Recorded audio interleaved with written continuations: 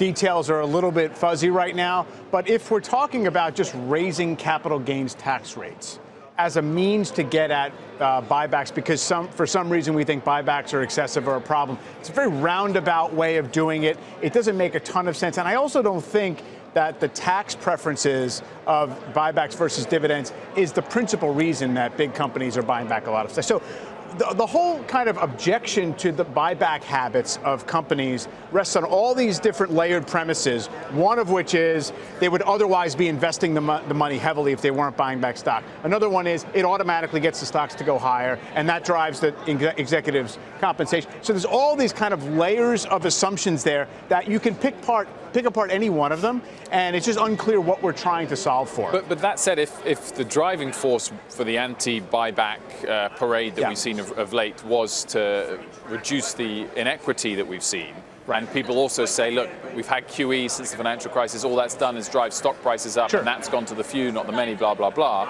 Actually increasing capital gains tax gets to the root of that problem. To do it just to essentially even the playing field between labor and capital, absolutely. But then to say that it has something to do with buybacks, that's a complete tail issue. It would also be market negative, wouldn't it? Yes, absolutely, it'd be market negative. And everyone would always scare you and say, uh-oh, look out. People would rush to sell their stocks under the old rate because the rates were going higher. So that would crash the market. David, for investors, for shareholders, do you think the tilt we've seen in the last 5 years, 10 years of less dividend, when it comes to making a return to shareholders, less dividends, more buybacks is a good trend that we've seen, or would you welcome it turning the other direction again?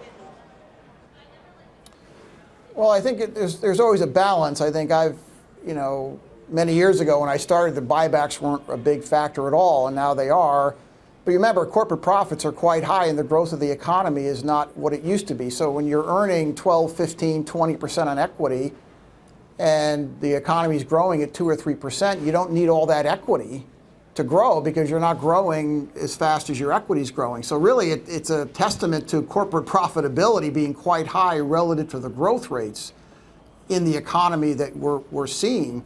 But I think buybacks I haven't gotten rich owning companies that are buying back stock. I've gotten rich owning companies that grow and invent new products and try to change the world.